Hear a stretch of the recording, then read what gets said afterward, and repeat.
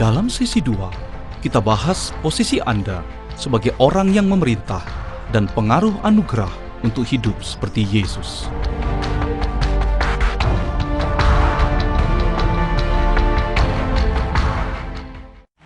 Ya. Amin. Nah, selamat datang dalam Tak Kenal Menyerah. Kita dalam sesi kedua berjudul Diberi Kuasa untuk Memerintah, yang membahas bab 2 dan bab 3. Silakan duduk dan kita akan mulai. Kita tinjau sejenak sesi yang pertama. Gereja adalah tubuh Kristus. Itu akhir sesi 1. Kita masing-masing anggota tubuhnya. Tubuhnya tidak terpisah-pisah. Tubuhnya satu. Amin. Ketika Anda mendengar kata Kristus, ketika Anda membaca kata Kristus, Anda perlu memasukkan diri Anda ke dalamnya. Oleh anugerahnya, kita dipersatukan dengan Dia. Baiklah, kita katakan amin. Dengan memahami kita termasuk dalam Kristus di Perjanjian Baru, mari kita lihat doa Paulus di Efesus.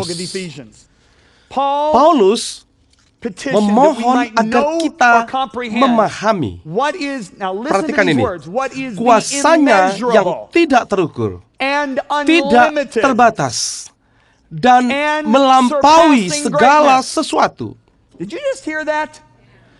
Mari kita ulangi lagi. Tak dapat diukur. Katakan bersama, tak dapat diukur. Tidak ada batasnya. Katakan tidak ada batasnya. Melampaui segala sesuatu daripada kuasanya. Bisa katakan amin. Betapa agung kuasanya itu. Bukankah itu benar? Anda sepakat Tuhan Yesus yang mulia memiliki kuasa yang tak terukur dan tak terbatas. Anda sepakat, katakan amin. Anda sepakat itu melampaui semua kuasa lain di dunia dan seluruh alam semesta. Katakan amin. Namun, akankah Anda menerapkannya pada diri Anda? Oh, saya mendengar sedikit. Lebih penting lagi, dapatkah Anda mempercayainya? Jika tidak, Anda memisahkan diri dari Kristus. Anda bagian dari tubuh lain. Bukankah Anda bagian dari Kristus? Anda berkata, John, kau melangkah terlalu jauh sekarang. Benarkah? Saya bacakan seluruh ayatnya. Kuasanya yang tak terukur, tak terbatas, dan melampaui segala sesuatu di dalam dan bagi kita yang percaya.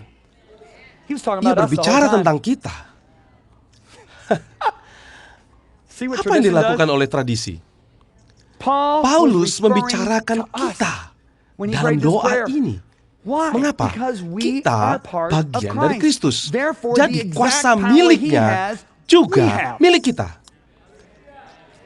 Mari kita lanjutkan melihat doa Paulus. Yang dikerjakannya di dalam Kristus dengan membangkitkan dia dari antara orang mati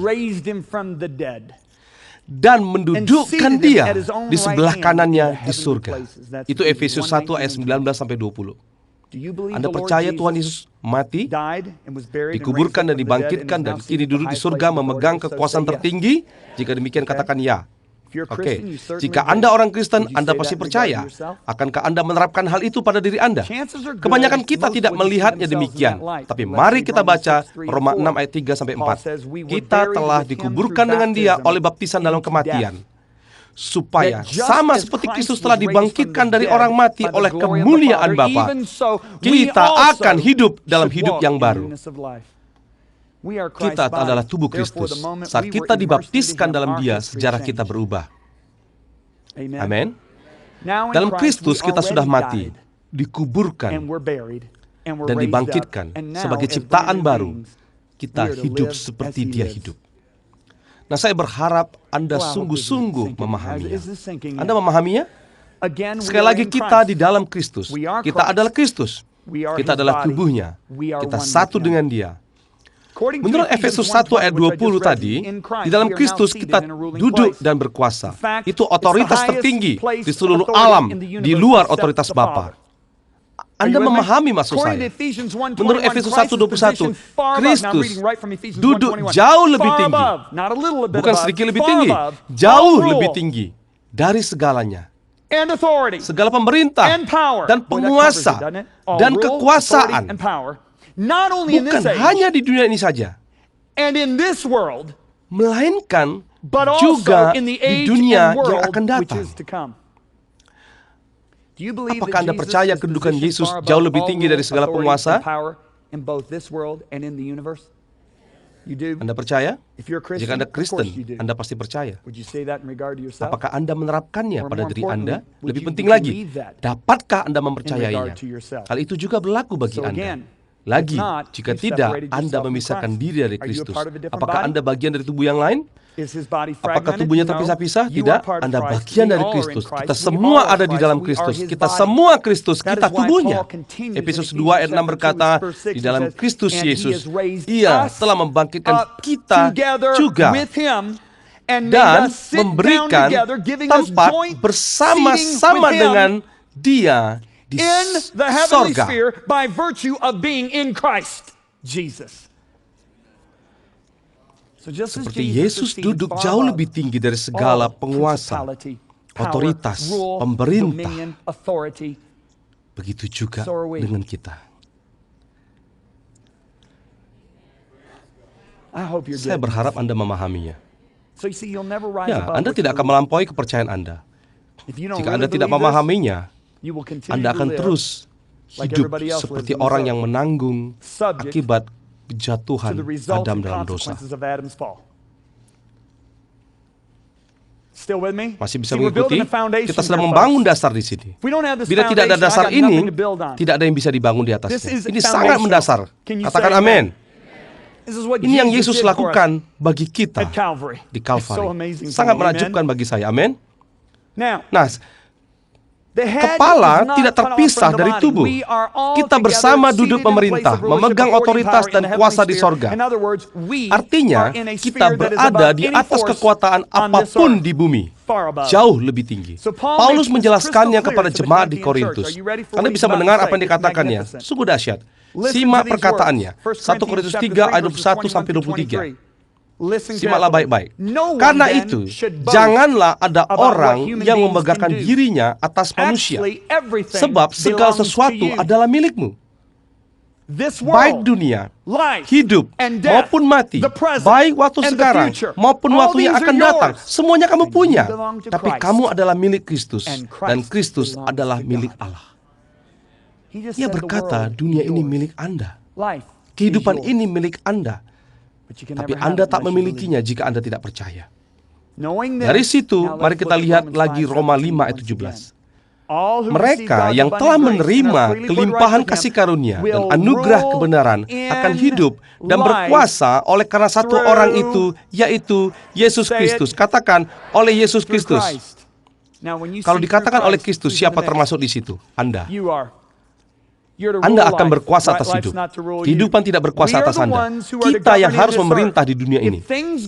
Jika dunia terus bermasalah, itu karena kita melepaskan otoritas kita. Saya sangat marah jika Allah dipersalahkan atas berbagai keadaan.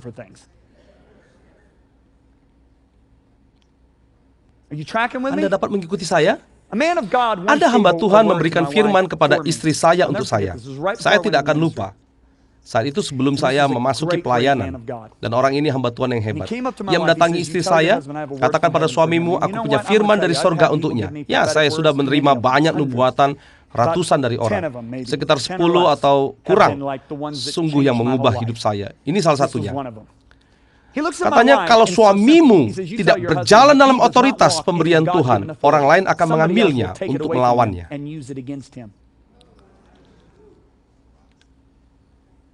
Saya perlu 8 tahun untuk memahami perkataan orang ini. Saya akan memberitahu Anda sekarang.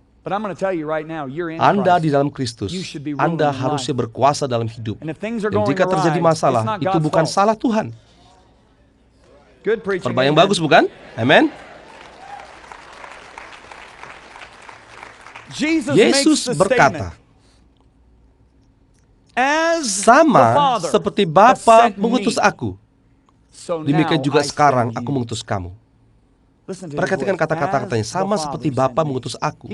Ia datang untuk membinasakan perbuatan-perbuatan iblis.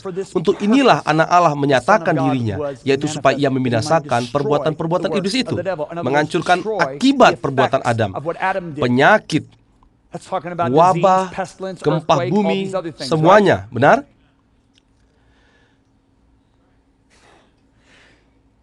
Siapa teladan yang lebih baik dari Yesus sendiri? Dunia tidak menguasainya. Dialah yang memerintah atas dunia. Ketika badai mengancam, dia menghardiknya. Dia menyuruh angin dan laut tenang, dan mereka mentaati dia. Ketika dia perlu makanan untuk orang banyak di gurun, dia hanya punya beberapa roti dan ikan. Dia memberi 5.000 orang, lalu 4.000 orang. Ketika tidak punya perahu dan harus menyeberang untuk melayani, dia berjalan di atas air. Dia membuat pohon ara mengering dan tidak berbuah lagi. Dia memulihkan kembali telinga orang yang dipotong dengan pedang. Dia menahirkan mereka yang sakit. Dia membuat orang pincang dan lumpuh berjalan. Orang buta melihat, orang tuli mendengar. Orang yang kerasukan setan tidak menakutkan baginya. Orang hendak menjatuhkannya ke jurang. Dia meloloskan diri begitu saja. Penguasa berusaha menemukannya dan tidak berhasil. Daftarnya tak akan habis-habis. Firman-Nya, barang siapa percaya kepadaku, dia akan melakukan juga pekerjaan-pekerjaan yang aku lakukan, bahkan pekerjaan yang lebih besar daripada itu.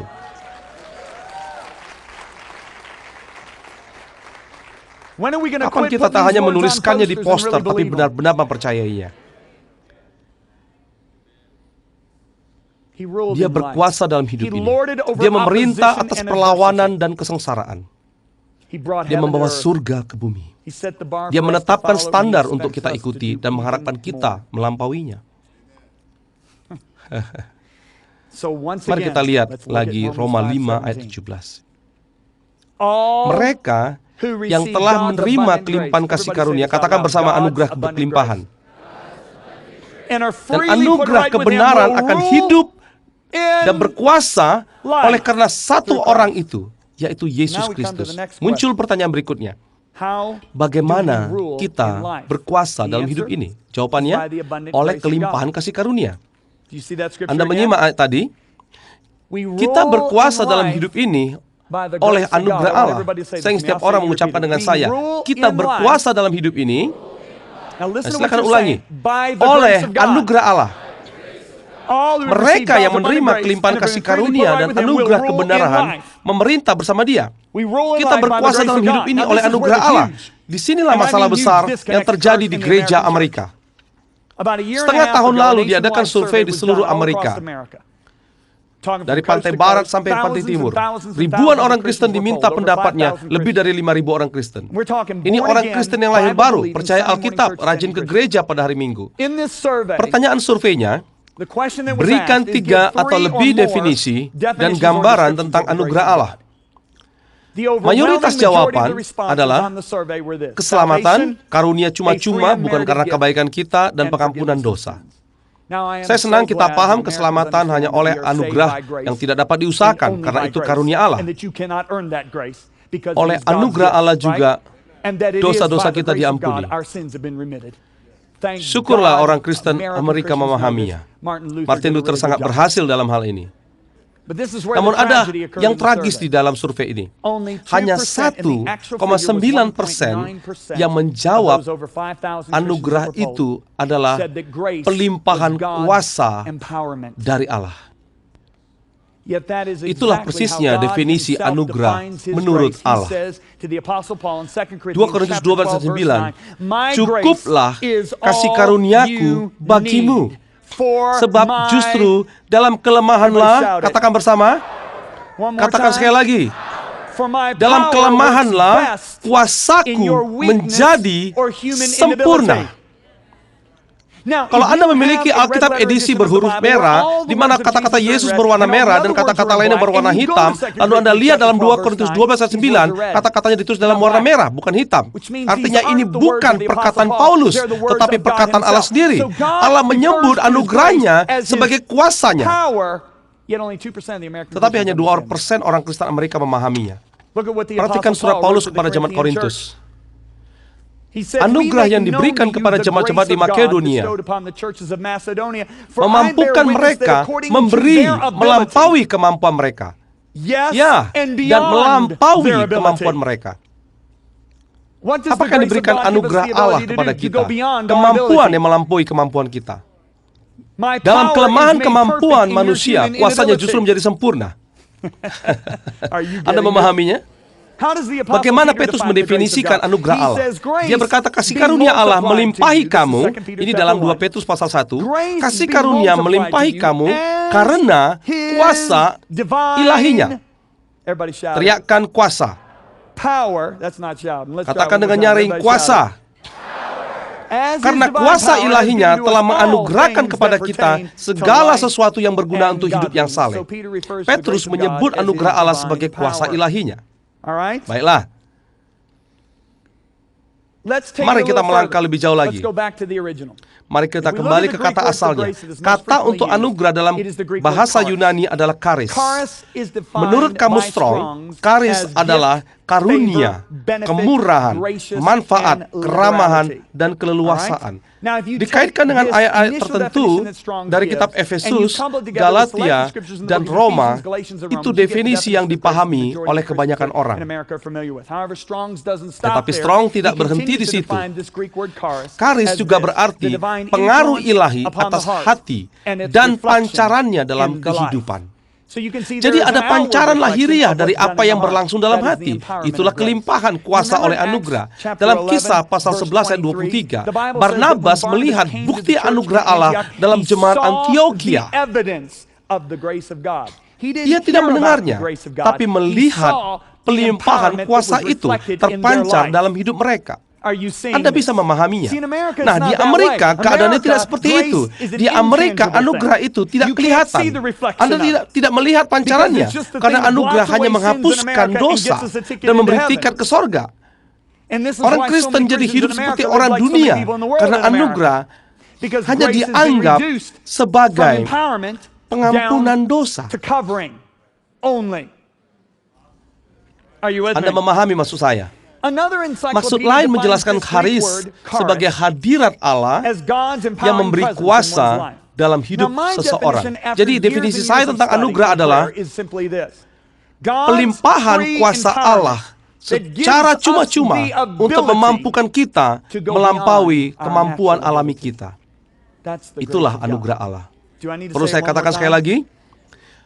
Pelimpahan kuasa Allah secara cuma-cuma untuk memampukan kita melampaui kemampuan alami kita. Mengapa tragis kalau hanya 2% orang Kristen Amerika yang memahaminya?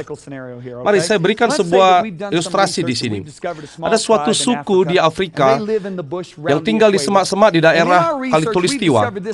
Tiap hari mereka harus mengambil air sejauh 2 mil dari pemukiman mereka dan membawa air yang berat dan memikulnya di punggung mereka kembali ke perkemahan mereka.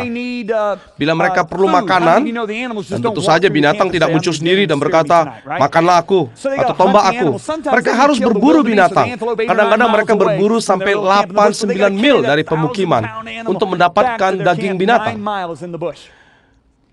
Kalau mereka perlu pengobatan, mereka harus pergi ke desa terdekat yang jauhnya 35 mil, bolak-balik.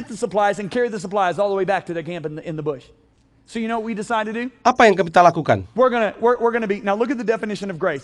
Inilah gambaran definisi anugerah. Saya akan membacakannya lagi. Kita memberi hadiah, manfaat, kemurahan, keramahan, kedermawaan pada mereka. Kita membelikan lover tahun 2012 baru untuk mereka. Lalu kita memberikannya kepada kepala suku itu dan berkata kepadanya, inilah hadiah dari kami. Kita menaikkan kepala suku ke dalamnya dan menghidupkan mesin. dan berkata, "Pak, Land Rover ini hebat sekali loh. Ada AC-nya." Jadi kalau suhu di luar 72 derajat, di dalamnya bisa tetap nyaman dengan suhu 72 derajat. Anda juga pemanasnya. Jadi kalau di luar sedang dingin, Anda bisa menghangatkan diri di dalam. Bukan hanya itu, Pak Kepala Suku, ada pula radio satelit FM di dalamnya. Anda tahu gunanya? Pak Kepala Suku, Anda bisa mendengar siaran langsung final NBA. Apalagi yang ada di sini, ada pemutar DVD juga. Kita berikan film Tron, Avatar, kita masukkan Avatar, ya heran melihat orang berkulit biru. Bukan hanya itu, masih ada pemutar CD. Lalu kita masukkan CD penyembahan, dan Kepala Suku pun terperangah dengan lagu penyembahan. Katanya, "Aku harus bayar berapa untuk mobil ini?" "Tidak usah, Pak, tidak sesen pun. Ini hadiah cuma-cuma dari kami karena kami sangat mengasihimu." Kita pun pergi. Beberapa waktu kemudian kita kembali dan menemukan mereka masih pergi 2 mil untuk mengangkut air. Mereka masih mengangkut daging binatang sejauh 8-9 mil ke pemukiman. Mereka masih berjalan 35 mil untuk berobat. Mengapa? Kita lupa beritahu Kepala Suku, fungsi utama Land Rover adalah alat transportasi. Kita lupa beritahu gereja Amerika, definisi utama anugerah adalah pelimpahan kuasa Allah.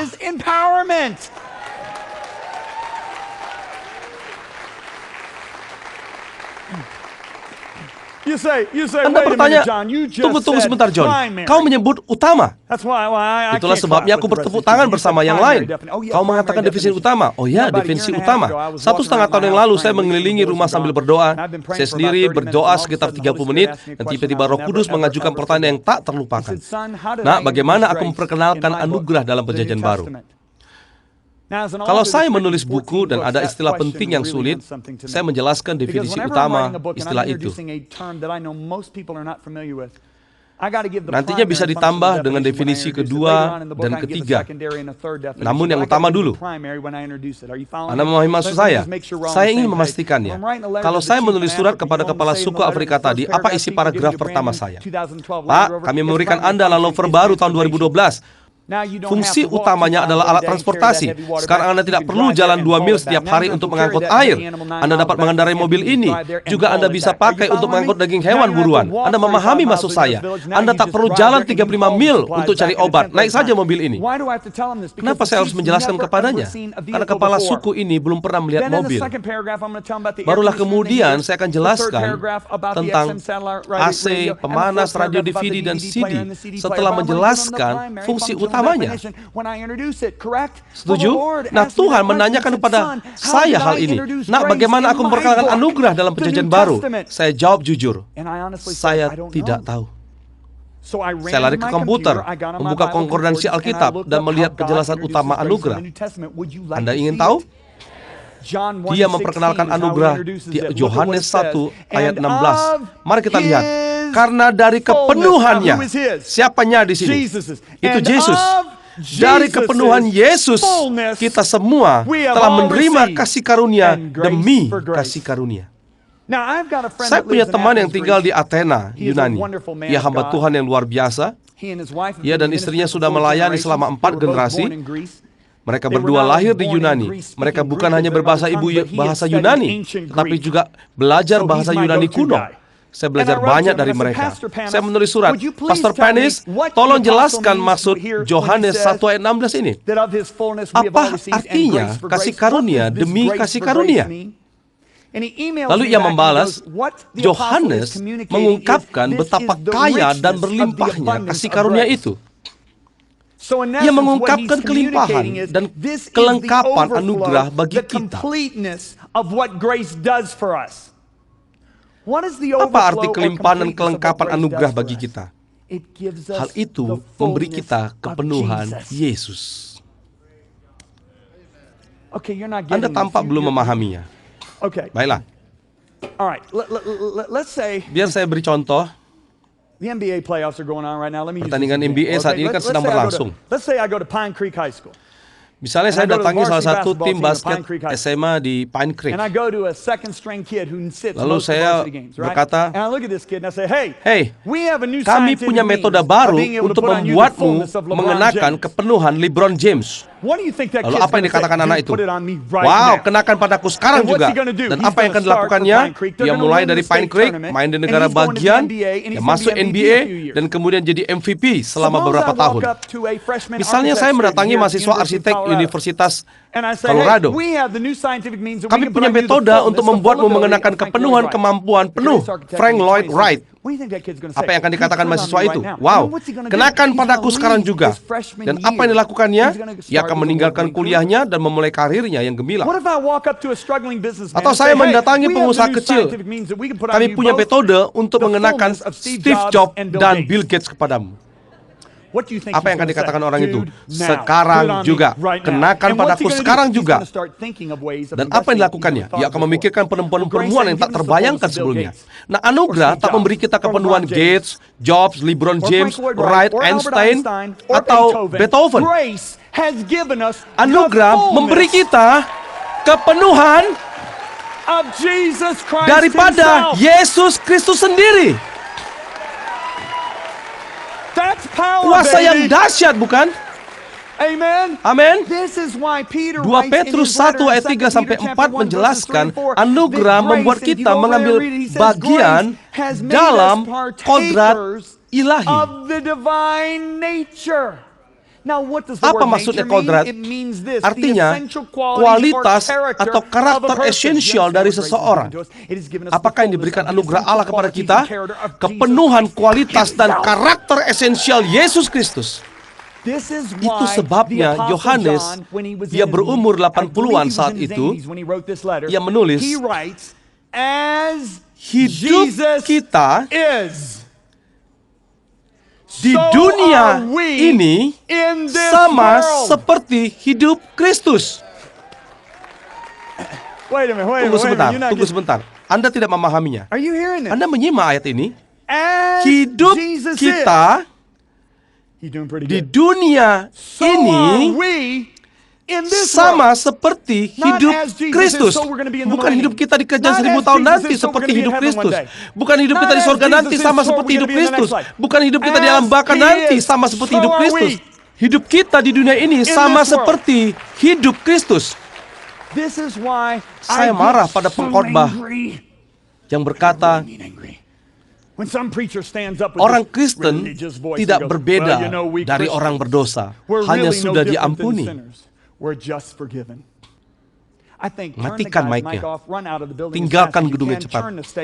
Matikan radionya. Ia memenuhi udara dengan ajaran setan. Ia melemahkan gereja. Bahkan Allah mengajari kita dengan lebih baik. Pernahkah Anda melihat singa melahirkan musang? Pernahkah Anda melihat kuda pacu melahirkan cacing? Kita keturunannya, kata Alkitab. Kita tulang dari tulangnya. Kita daging dari dagingnya. Alkitab berkata, saudara-saudaraku yang kekasih, sekarang kita adalah anak-anak Allah. Hidup kita di dunia ini sama seperti hidup Kristus. Itu yang dilakukan anugerah bagi kita. Wow, saya sendiri sangat bahagia mendengarnya. Itu yang dilakukan anugerah bagi kita. Beberapa orang begitu parah. Karenanya perbuatan Yesus jadi lebih mulia, bukan kurang mulia. Coba pikirkan baik-baik. Dia menjadikan orang bobrok seperti kita hidup sama seperti dia. Astaga, betapa agungnya anugerah itu. Itulah sebabnya saya takjub. Itulah sebabnya saya masih berapi-api 30 tahun kemudian. Itulah sebabnya ibu saya membagi-bagikan buku saya. Saya tak kenal menyerah dengannya. Anda tahu, ibu saya juga diselamatkan.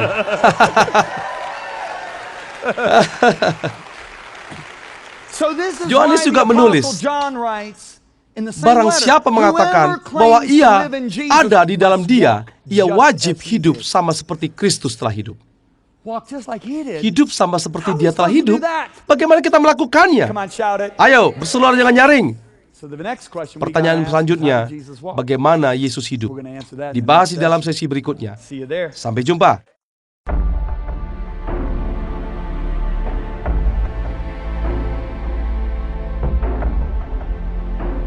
Di sesi 3, kita membahas teladan Yesus dalam memerintah dan bagaimana kita memengaruhi masyarakat.